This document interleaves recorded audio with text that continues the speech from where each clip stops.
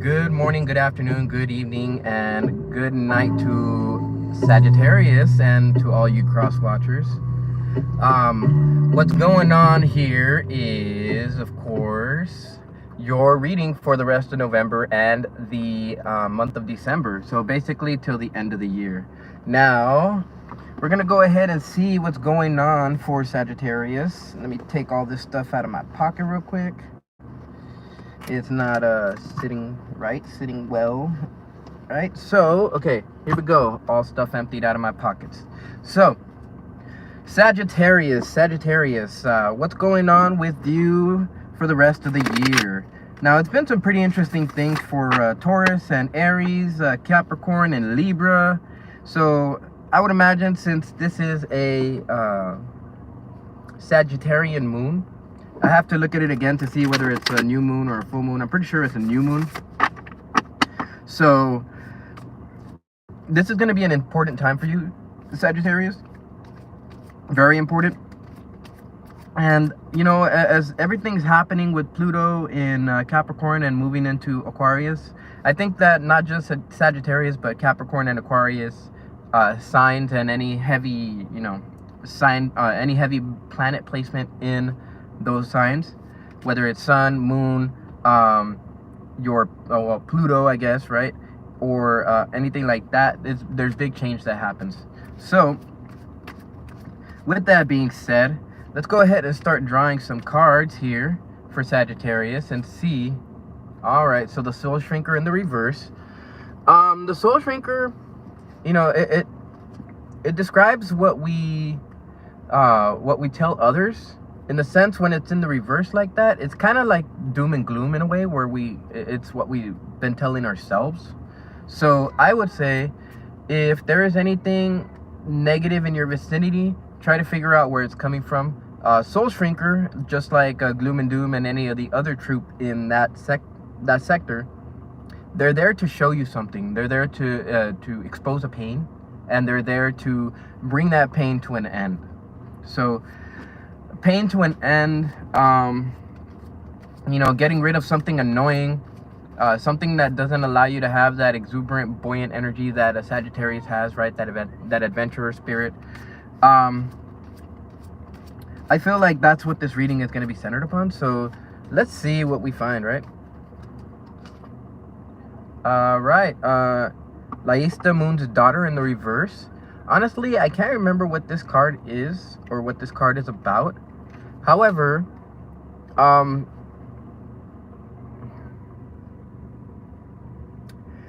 feel like it has to do with thoughts of some kind. That's really the only thing that's coming to my mind, is thoughts and intuition, maybe. Tuning into your intuition. Being satisfied with what your intuition is telling you, as opposed to being upset or disappointed with it. Let's see what else we have. Now, there's definitely some source energy here.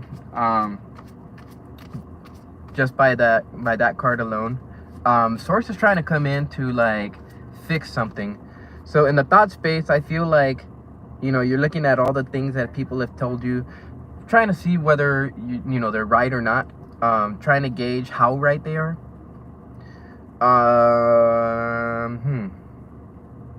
Yeah, that's what I'm getting so far.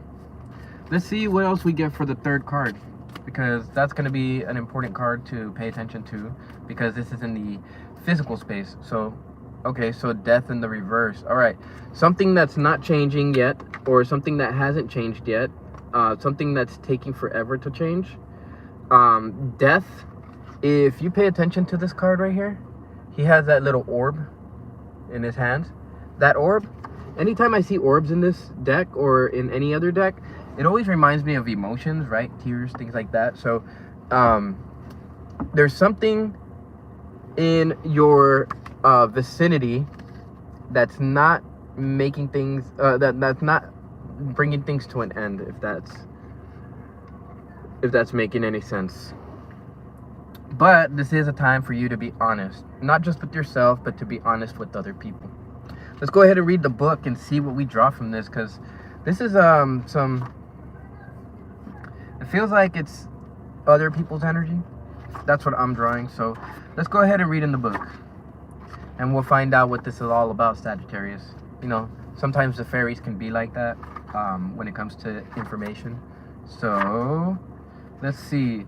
The soul shrinker: cruelty, malice, gossip, curses, destruction, and blessing. So the distasteful task of the soul shrinker is to observe what we say to and about others, especially the mean, nasty, and unnecessarily critical things. By observing our behavior this way, he reflects it back to us, making us more aware of it, right? He's a spiritual being that's devoted to helping bring about the enlightenment of all.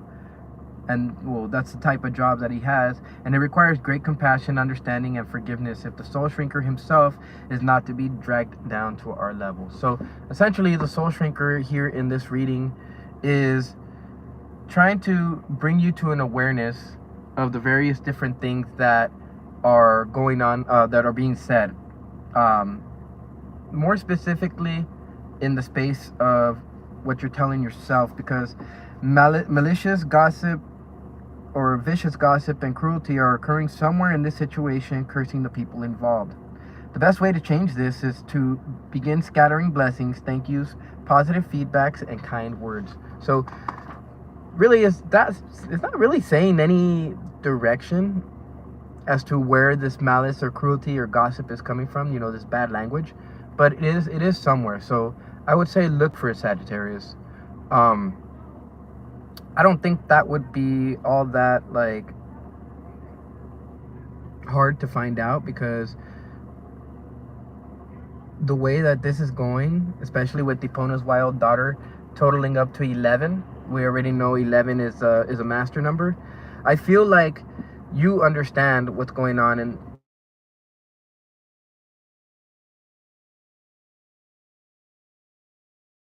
that as you start to understand what's happening in your reality, you start to find out where this language is coming from.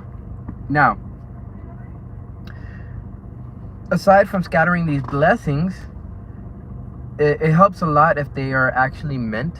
So whether it's you speaking bad about other people and then you turning around and, you know, starting to scatter blessings instead of curses, or whether it's somebody else spreading curses towards you or about you, and then you just happen to find out about it or feel that energy, spread blessings, spread thank yous. You know what? Be like, you know what? I know you said this about me, but thank you. That's gonna, I mean, obviously you're spreading a thank you, but it's somehow gonna work out in your favor anyways, if that makes any sense for you, Sagittarius. So let's go on to Laista, Moon's daughter, right? Number 38.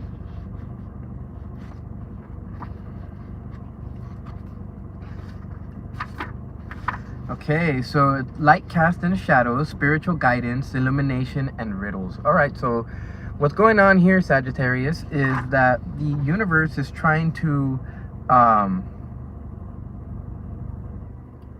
illuminate you to this talk that's happening. Now, if I'm smart about this, I understand that you already know where this is coming from, Sagittarius. This isn't any situation where you would be surprised as to where it's coming from. They probably play a front, but at the same time, Epona's wild daughter, she is the bringer of light in the darkness, yet moonlight both reveals and conceals. Her bright fairy hoofprints light the path ahead of you, guiding you through the darkness. She is one of the guides at the passage between other worlds and this one. It is she who, with her bright light, tends the gate of revelation, showing us the way through by illumination, while her sister, Epona's wild daughter, card number 54, helps guide us through the gate of despair. Laista's gate is much more fun. Yet in the process of guiding us, Laista may pull a veil of cloud across the face of her mother, the moon, and 3 steps later we fall into a bog. That should wake you up, she thinks, smiling wisely. She disapproves of sleepwalking, which is something that most of us humans do a great deal of the time. The night contains too much magic and beauty and wisdom to walk through it unseen. So Laista wants us to open the great unknown, or open to the great unknown. to mystical, not necessarily magical experiences that teach us an expanded way to relate to the multiverse, all of the worlds and dimensions together. She is a daughter of the moon, but she is also an illumined child of unity, which is card number 1. Where the Lasguna, the Frog Queen 39, wishes you to get in touch with your subconscious and find the treasures there, Laista's hope, Laiste hopes you will reach for your higher self, your not yet realized cosmic wisdom. Obviously, Sagittarius, you're connected to higher wisdom, you're connected to higher learning and higher education and things like that, to wisdom. So, as this card came out in the reverse, if someone is experiencing free-floating anxiety, inexplicable self-doubt, or a tendency to accidents, it may be that change is occurring at the very deepest levels of the psyche. In various stages of such work, as change takes place on a deeply unconscious level, some disruptive energies rise to the surface of the consciousness.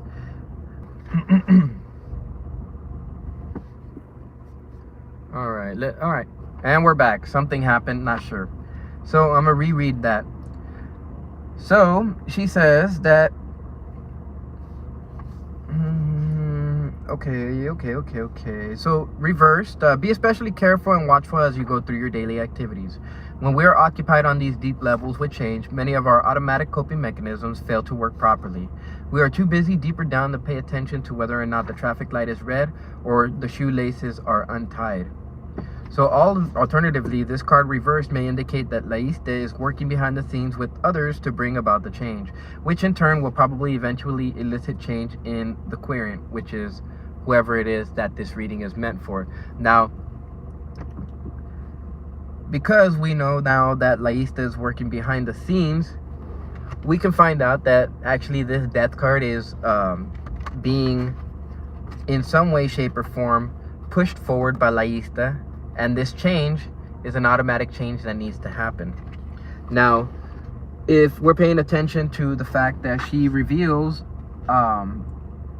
certain things, but then, at the same time, there's a little bit of a veil behind it, that's necessary for you to understand how to go about finding your wisdom. So in this situation, you're learning how to find wisdom, you're learning how to find out who it is that's spreading curses, and then at the same time, you're getting rid of that energy, while at the same time understanding how to not only block that energy, but reverse it if you see it in somebody else. If that makes any sense. All right, so let's go to death, and we'll find out what death is about. Now, we already have an idea of what death is about, to the sense that there's something that's coming to an end. And as it comes to an end, some people may be mad about it. They actually not just mad about it, but they might actually be resentful of it. So the fairy challengers bring us face to face with our fears and denials and inner traumas, and not only is death part of that, but also the soul shrinker and luminous doom. But death is a natural, timely ending, and also it's a natural release from something that may be causing you some type of suffering, right? So if it is causing you some type of suffering, then death is there to release it and is there to liberate you. Scary, yeah? Before you panic, let's remember that if it were not for death and her hard work, we would all be up in our ears in alligators, mayflies, and each other, and just about everything else. Without her to clear the world, there would be no room for growth or new life. This applies to all the realms: physical, mental, emotional, spiritual, and other. All right, so hold on one second. I got to turn my car back on, because that music is kind of annoying. So I'll go ahead and keep the car on. All right, so death card in all oracles, fairy, tarot, and other does not usually signify actual physical death. In fact, that is rarely the meaning. Rather, it indicates a significant change, one that involves letting go of the old life in order to move forward into the new. What we really fear about death is the unknown, the what's next of it all. We may be experiencing great pain as a result of holding on to aspects of life we don't know, that we have outgrown, but humans tend to hold on to anyways because we don't know what is next. And then because, humans want guarantees and things like that, they're not likely to let go. And that's exactly what you're experiencing here, Sagittarius, is the inability to let go. So here we see Death, her face hidden without form, holding a dark crystal ball. She herself cannot see the future. So in a way, I feel like, Sagittarius, you're in a space where you can't see the future, and that's why you're feeling the way that you're feeling right now. So that brings us to your next cards. I'm gonna have to go through this quick because I have to pee, but I do want to do this in a way that you guys are given all the information. And then, of course, if I don't share some type of information that comes to me later, I'll go ahead and add it into the description below. And then, of course, whatever I don't add to the description, I'll go ahead and make another video on. So we go on to the tarot right away. Yeah. All right. Oh, look at this. Chariot in the reverse, huh? Can't really move forward when you have this negative, malicious, cursive energy that's going on. Now, the Chariot himself, he is connected to cosmic wisdom. That yellow around him is knowledge. These castle spires and all of that, that's all secrets. He's heading away from all those secrets. However, I feel, or all the secrets, the gossip, the everything, I feel like you're having trouble moving away from it because it's stuck in your mind, right? But the universe is trying to get rid of that so that you can move forward. Now, the awesome thing about Death is that as you start to do that, the Queen of Swords was trying to come out. You tend to identify the various different things that you got to cut out of your reality, that you got to cut out of your mind, etc., etc. In the space of thoughts, if you have things that are affecting your feelings, you're not going to move forward on your thoughts. Actually, whatever you're feeling is going to influence your thoughts, which is going to influence your actions. The CBT wheel doesn't really technically say where things begin. However, if it's a reaction, well, it begins in the feeling space. Well, actually, it begins in the physical space, then it hits the feeling space, and then it hits the thought space. If it begins in the feeling space, well, then it influences your thoughts, which then influences your actions. If your thoughts are in that space, then your feelings and your actions are automatically going to align. So,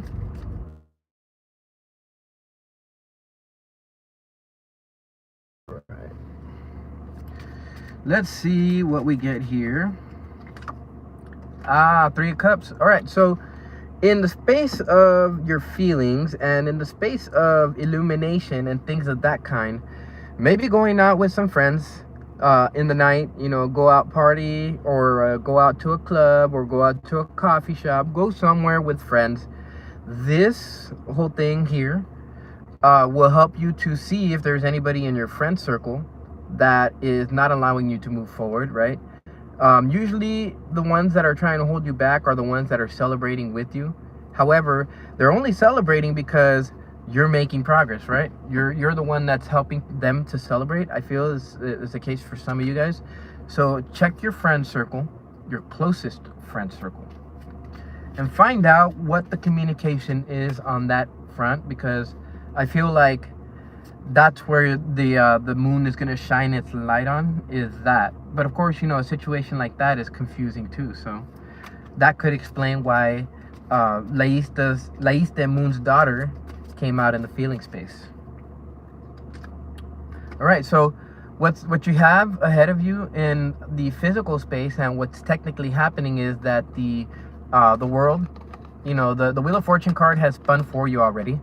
And what's happening is that you're gaining certain senses, a certain sense of power, a certain sense of information that allows you to be much, much more than just a magician itself.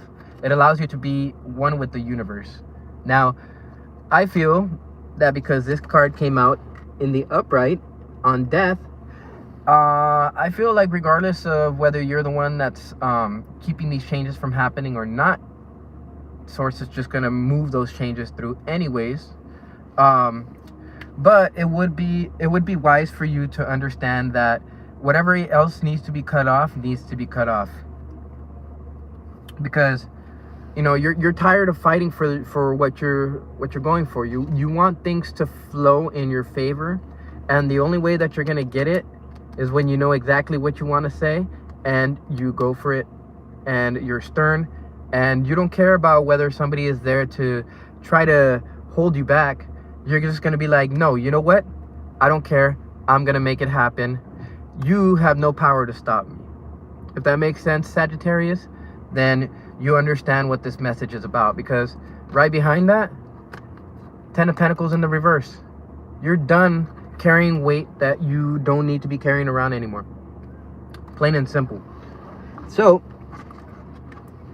with that being said, let's go ahead and draw an animal spirit card, and we will find out what's gonna be happening here on your path. Now, I feel that like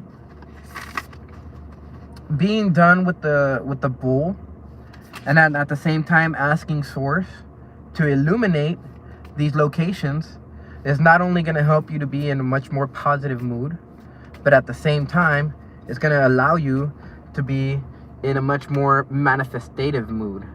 That means that whatever it is that you try to manifest is actually going to manifest in the way that you're picturing it, because you're actually picturing it in the way that you need to picture it. So let's go to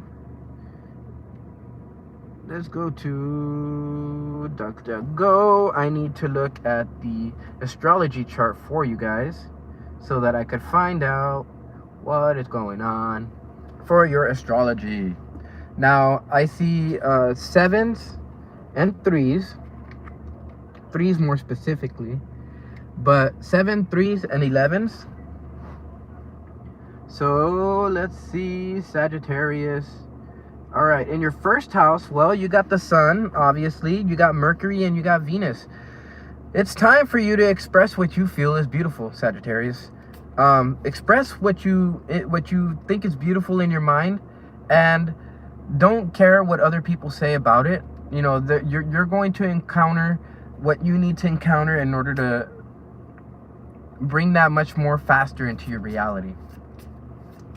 In your second house of communication, of building communication with others, you have Pluto. Cut out all the bull.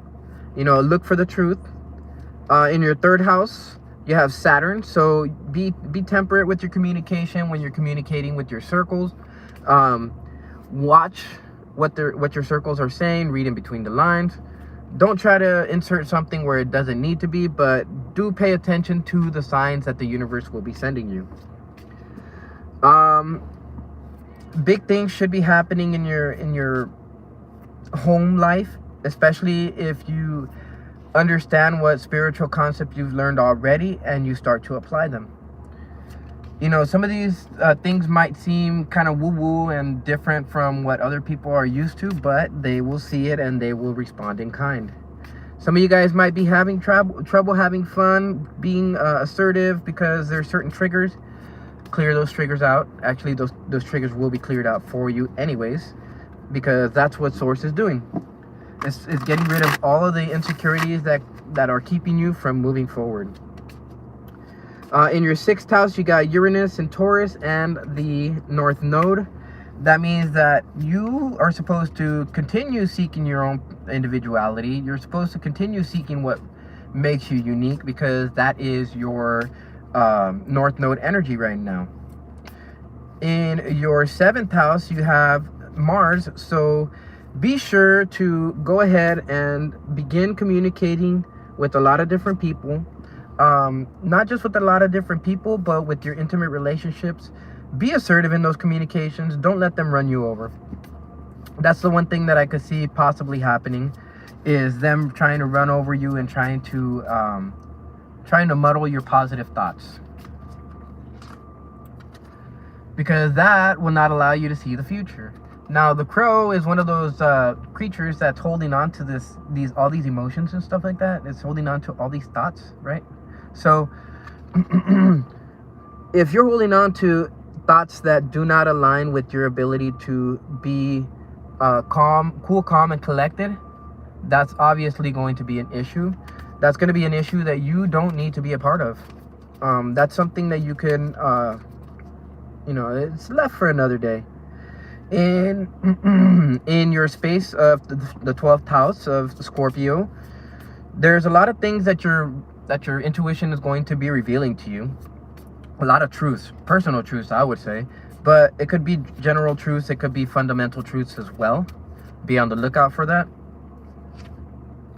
And yes, there's something that you're letting go, but you haven't quite let go of it yet. But it's something that you're going to be building upon as well. Let's find out what the book says about this.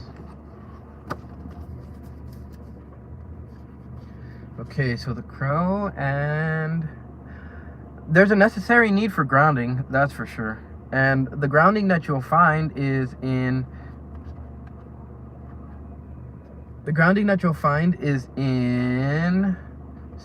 you.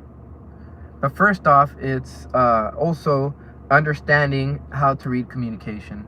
That's actually one of the things. But also, there's a necessary need to tune into your crown chakra. Your crown chakra connects you to your higher self, and it connects you to source. So I would say, if that's the best way to go about trying to learn what's going on around you, but also even just getting the process of illumination going. Be hardworking, but also be earnest. That's one of the things that's popping out here. If you're feeling overworked, take a mini vacation. That usually helps. When you're content, active, and vibrating on your level, then you're gonna feel like this bee. You're gonna feel like, you're gonna feel like you provide something of value to society. Okay, let's see. So let's go to the crow.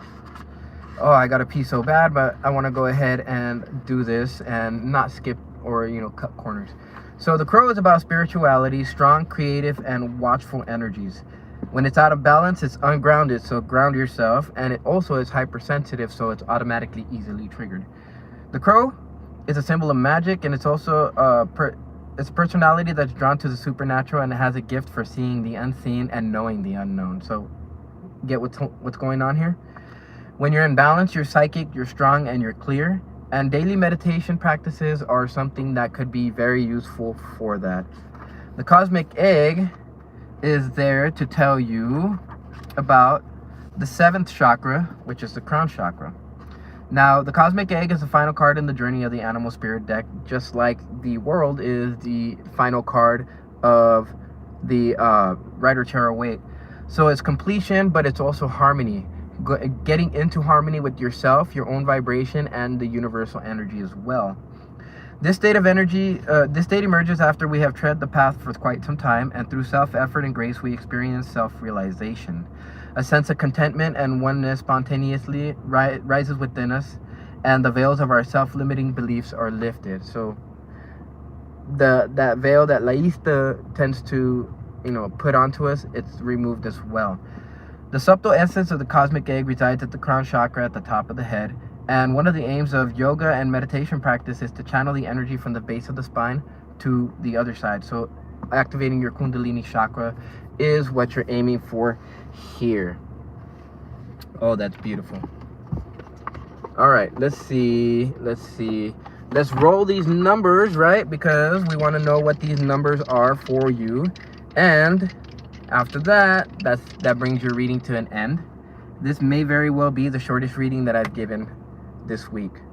Okay, so it's stuck between Taurus and Gemini and Aries. Be assertive. Stick to your values when you're communicating. And then at the same time, trust that spiritual energies, trust your intuitive faculties.